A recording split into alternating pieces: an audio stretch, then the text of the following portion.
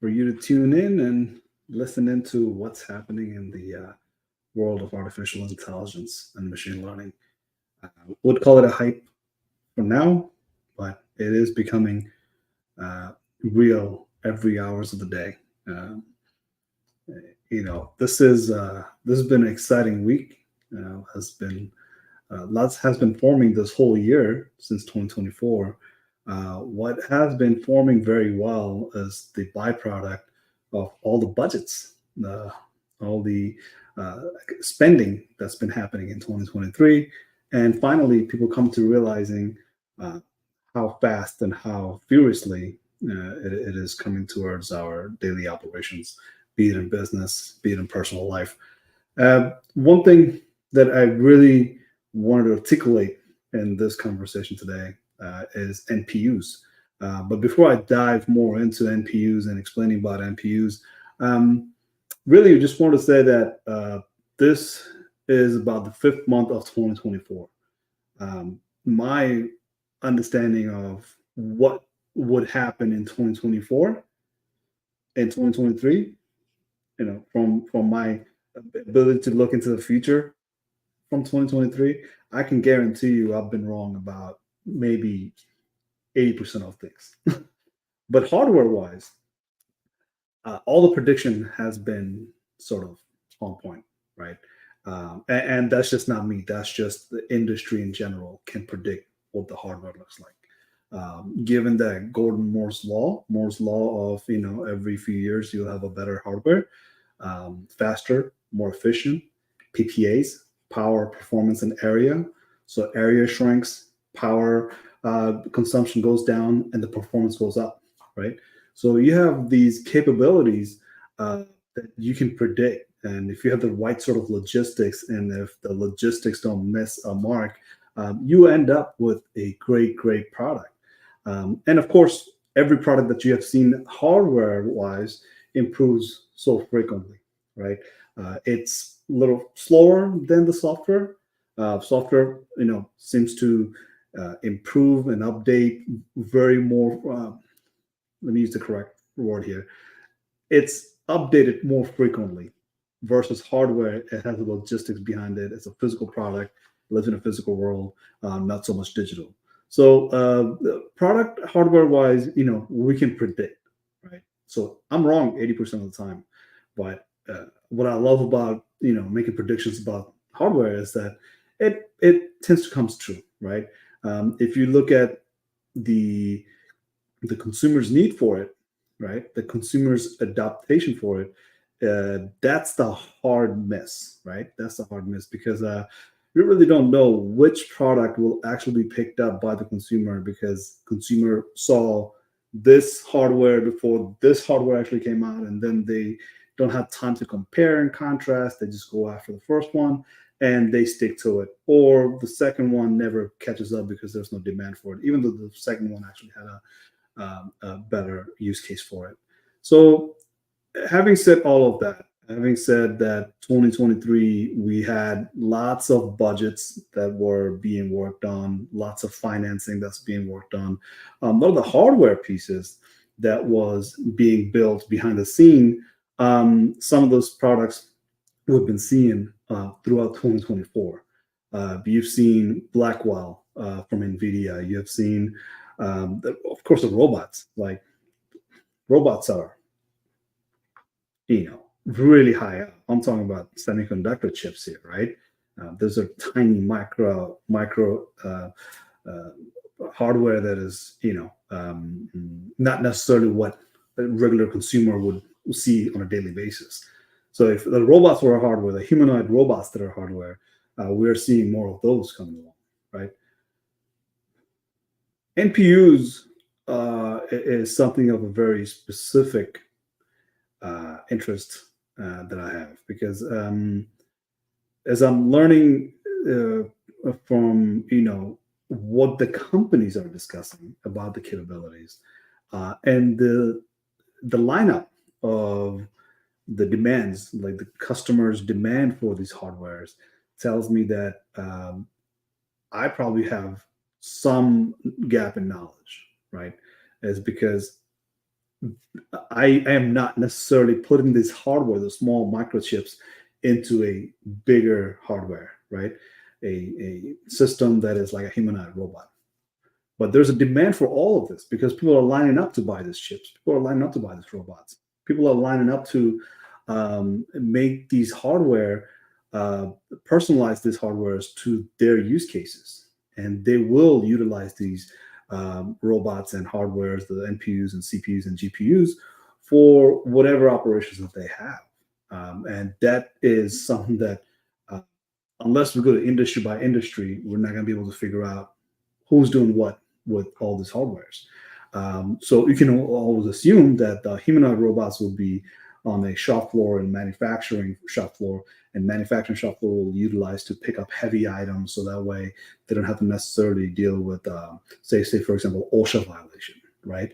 Or they don't have to really worry about not having a nighttime operation where the warehouse can do heavy lift and shift at nighttime, and in daytime its operational becomes far more smoother because things are where we're supposed to be because of this heavy lift and shift. So that's just a one use case of robots. And then if you look at it from a micro level about these chips, well, how do you utilize those chips in different industry and different types of hardware, right? So yes, you can get your hands on those chips. You can get your hands on those chips, and how do you make use of those chips, right?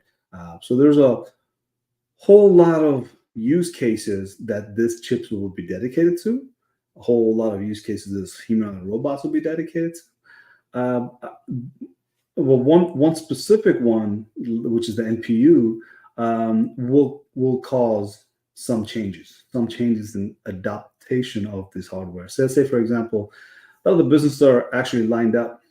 They're on a waiting list to get their hands on those chips, right? And once they do get their hands on it, and now they have to adapt to it, it's not the same as CPU. We have a lot of subject matter expertise on CPUs. We have had some subject matter expertise coming along with GPUs. And what I mean by that is that CPU is what's widely used, and there's more knowledge on CPUs for the CPU usage. GPU wise, there are good knowledge about GPUs out there, but not everybody is using GPU at all times. So there's a less actual user of GPUs that are working with GPUs on a daily basis. So you have a good knowledge base, but at the same time, it's not as wide as CPUs. So NPUs, I think, will have to go through the same. But the good thing about NPUs, CPUs, and GPUs is that they can complement each other. So one good example of that is that the GPUs is what will train your AI machine learning solution, whereas CPU will be the one that does the inferences. And when you have NPUs, it actually will complement your capability to do edge device data processing, right? So, the data that needs to be processed and cannot have data in motion from point A to B with 5, 10 miles or 500 miles, right? It literally is few millimeters away from each other, and then they're able to data process that much quicker. And these data process is what allows some of these NPUs to be highly attractive for not just the purposes of personal computer usage or business computer usage, for embedded systems, SCADAs, and you have aircraft ship in the middle of the ocean, or just predictive analytics of what sort of decisions to be made in an edge case, right? I think that's a game changer, right? That's a game changer that we sort of predicted, hey, this will happen. But one thing we couldn't predict is how fast it will happen. So to see the hardwares that Microsoft announced this week, NPU being so powerful that literally a Microsoft laptop is an AI laptop now, right? Um, I think it's worth mentioning that at this point, the race is not even a race anymore. I think for Microsoft to have released that laptop ahead of everybody else, that gives Microsoft the edge to do a better version iteration. and that version iteration, I think, will catch many of the other laptop developers, excuse me, laptop manufacturers uh, off guard.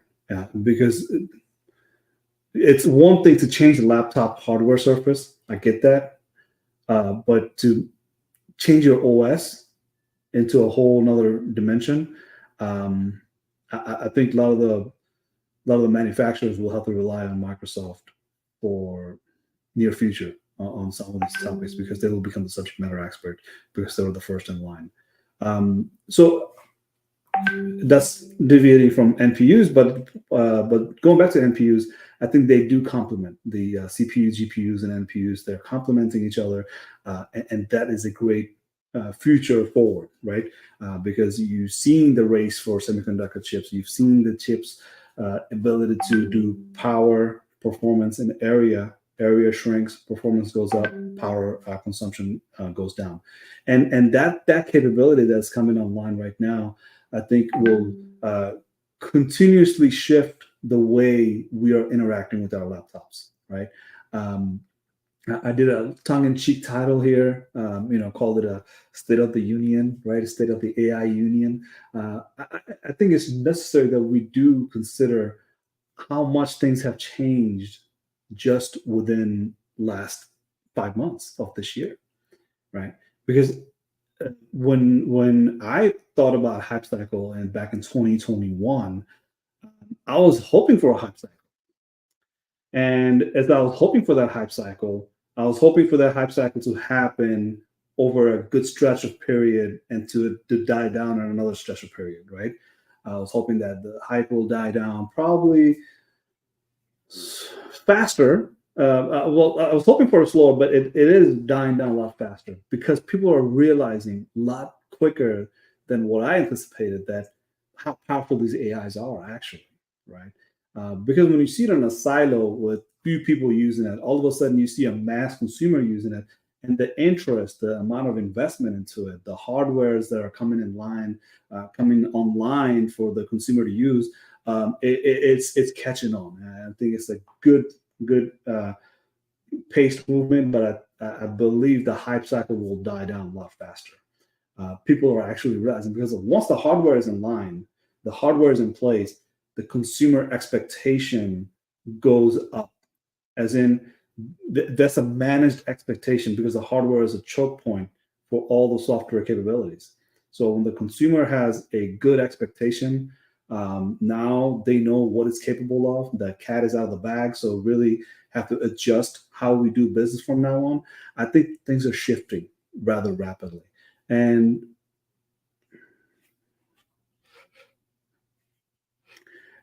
for these capabilities that I'm talking about, think about it, right? Like ChatGPT. There's a huge scandal that's happening with Scarlett Johansson and OpenAI, but that's just the surface level news. But if you think about what's actually happening based on this, is that using existing hardware, you're able to do voice communication like a real person, sort of like a Jarvis, and it is far more superior than Siri and Alexa. But it didn't really change anything in the hardware.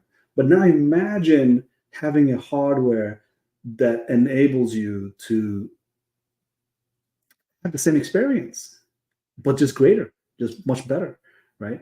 Because right now, ChatGPT is utilizing somebody else's hardware to give you those access to, ChatGPT, the voice of Sky, voice of personal assistant like Sky. What happens to a laptop that you probably don't use that keyboard that often anymore because the system comes online as soon as it sees your face, right? Biometric detection. And that biometric detection is not super power consuming because it's built into the hardware and you have all these other capabilities that allows you to do voice conversational like a laptop interaction. And you have these capabilities of, kind of dodging the personal privacy side of things, but just by using your eye movement, your retina movements, system is able to do more than enough for you, right? As in, you no longer have to scroll, maybe, or it knows that you have read the last the last piece of the article, last word in the article, so that way it can move on to the next part of the article, right? So it doesn't even have to be a voice command anymore. It doesn't have to be something that you have to use your 5, 10 fingers for. It's literally is just doing everything it does based on your physical movement. So if you're not paying attention to an article, that article is not going to move. But once you are paying attention, it knows where you left it and where to pick it up from, right? And then it moves up as your eye moves up and down. So you have all these capabilities that are not possible today because of the limitation in the hardware. But the hardware that is super augmented by artificial intelligence and machine learning, now the click of a mouse is an old past tense. We used to do that. We don't do that anymore. I think those are the kind of capabilities that we're going to see more and more of. And that's going to happen because of this hardware. So the last word here is that the NPUs are probably in its infancy, even to this day, right? It will mature. It will mature much more. Going back to that PPA, the size of the area will shrink, and it will be able to process more. And if there's a need for more NPUs to work with each other in order to help the CPUs and GPUs to give you that experience that you do not have currently, I think the future will be far different than what we are envisioning. The future will be far more futuristic than what we previously thought it would be, and that's okay as long as it's in